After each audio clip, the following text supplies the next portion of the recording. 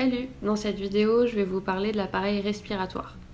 Le poumon, c'est un organe intrathoracique qui dérive de structures endoblastiques, donc le feuillet interne de l'embryon. La bronche droite de l'appareil respiratoire, elle est accompagnée de vaisseaux artériels. Le sang artériel, il est fortement chargé en CO2, il est oxygéné grâce aux échanges au niveau de l'unité fonctionnelle pulmonaire, qu'est l'alvéole. C'est le phénomène d'hématose. Au niveau de la membrane alvéolaire, il y a des capillaires d'origine artérielle qui participent aux échanges gazeux. Il existe également un réseau de capillaires veineux qui participent au drainage. Les structures veineuses ne sont pas satellites des artères, elles s'en éloignent rapidement pour se placer en périphérie des lobes. L'arbre bronchique et vasculaire y pénètre dans le poumon par le île. C'est un lieu de passage de tous les éléments vasculo-nerveux de l'organe. Les nœuds lymphatiques y cheminent aussi. Le poumon, il est recouvert d'une membrane d'origine célomique, la plèvre. Elle repose sur l'organe et s'invagine à l'intérieur des fissures qui limitent les lobes pulmonaires. La plèvre au contact d'un organe, elle est appelée plèvre viscérale. Au niveau du île, la plèvre elle se réfléchit et elle adhère aux parois du thorax, c'est la plèvre pariétale.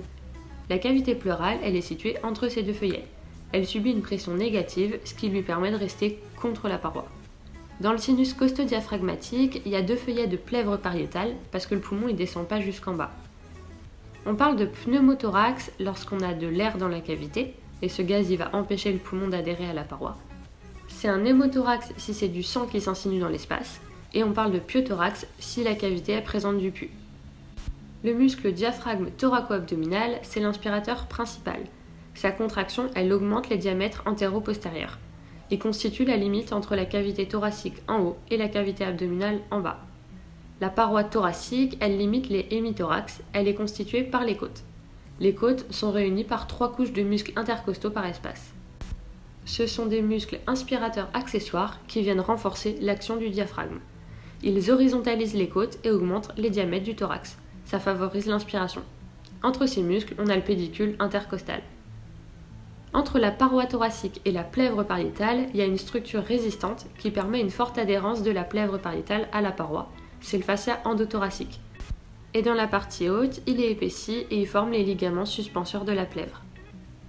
L'atelectasie, c'est une absence d'air dans les poumons à cause de l'obstruction d'une bronche. Le volume du poumon y diminue et il n'est plus lisse.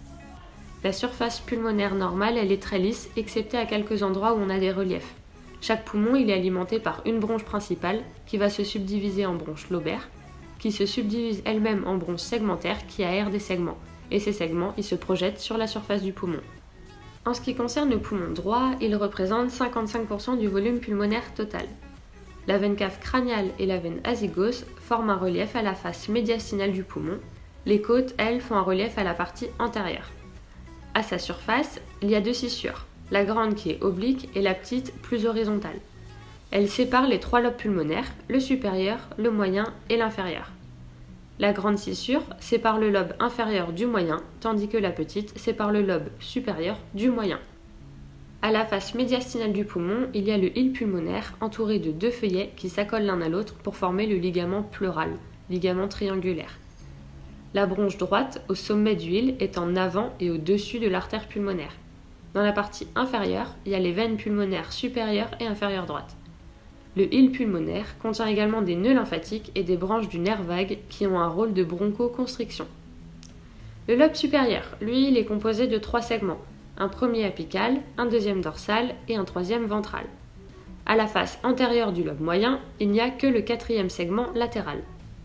Au sommet du lobe inférieur, il y a un 6e segment apico-dorsal, également appelé segment de Fowler, un 8e basoventral dans la partie antérieure et un 9e basolatéral. À la face médiastinale, on a le 5e segment médial, le 7e basomédial ou segment paracardiaque parce qu'il est posé sur l'atrium et le ventricule droit. Et on a le 10e segment basodorsal.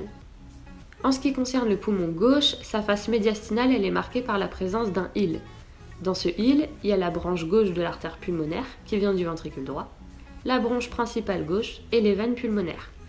Ce île gauche contient également des branches du nerf vague ainsi que des nœuds lymphatiques. Le poumon gauche, lui, il n'a qu'une seule scissure qui sépare un lobe supérieur d'un lobe inférieur.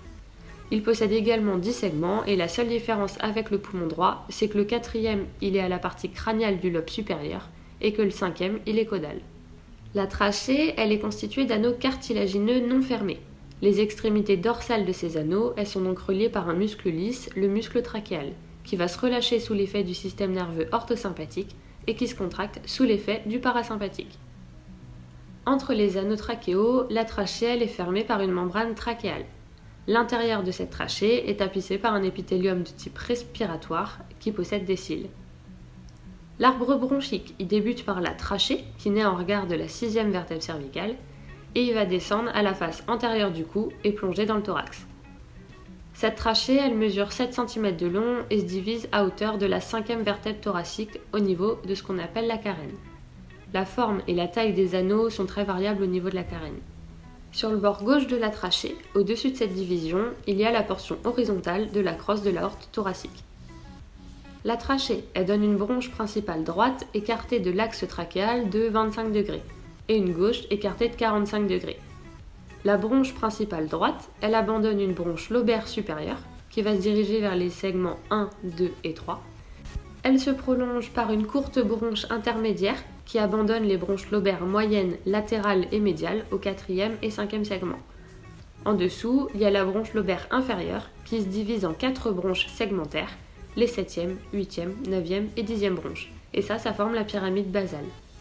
Il existe un 6e segment qui est aéré par la bronche de Nelson à la face postérieure de la bronche lobaire inférieure. La bronche gauche, elle donne 2 bronches lobaires. La première est supérieure, c'est le tronc culmino-lingulaire. Elle va se diviser en 2 portions, elle donne une partie culminale, culmène, qui se distribue au 1er, 2e et 3e segment, et une partie lingulaire, lingula, qui se distribue au 4e et 5e segment. La bronche lobaire inférieure correspond, elle, au 7e, 8e, 9e et 10e segment. L'artère pulmonaire, elle se divise en 2 branches. La branche gauche, qui passe en avant et au-dessus de la bronche principale gauche, elle s'enroule autour de l'arbre bronchique. Et la branche droite, elle est plus longue et elle passe en avant de la bronche principale droite, elle s'enroule aussi autour de l'arbre bronchique avant de passer derrière. Il existe des artères lobaires qui se divisent en artères segmentaires qui suivent l'arbre bronchique. Elles sont retrouvées au niveau de la pyramide basale, du culmène, de l'ingula. Les veines pulmonaires sont plus basses que les artères, elles forment un réseau à basse pression et elles sont situées en périphérie des lobes pulmonaires.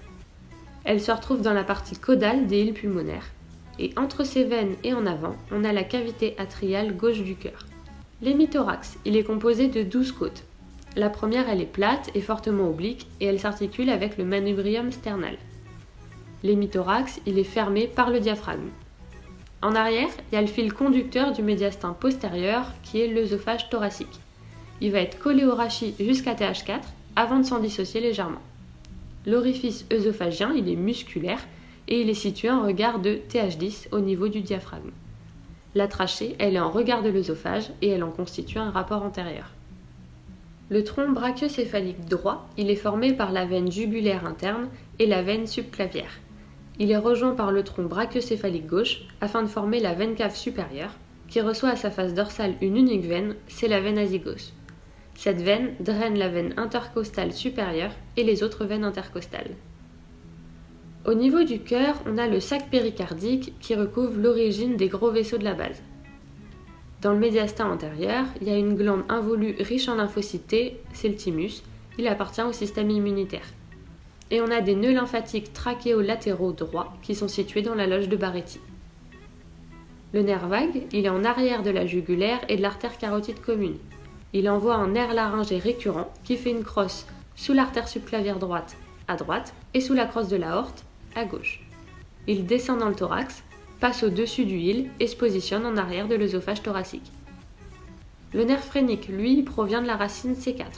Il se positionne à la partie latérale du péricarde et il se disperse à la surface supérieure du diaphragme. Le quadrilatère de Bourgerie, il est limité en avant par l'artère carotide commune gauche, en arrière par l'artère sous-clavière gauche, en haut par le tronc veineux brachiocéphalique gauche et en bas par la crosse de l'aorte. Les nerfs vague et phrénique gauche se croisent dans cette région. Du côté du poumon gauche, l'aorte elle croise 2 fois l'œsophage, une fois au niveau de la crosse et une autre fois en bas. À chaque croisement, elle lui envoie des vaisseaux, ce sont les artères œsophagiennes, et l'aorte elle se positionne sur le flanc gauche du rachis. Voilà, j'espère que cette vidéo aura pu vous aider et je vous souhaite beaucoup de courage.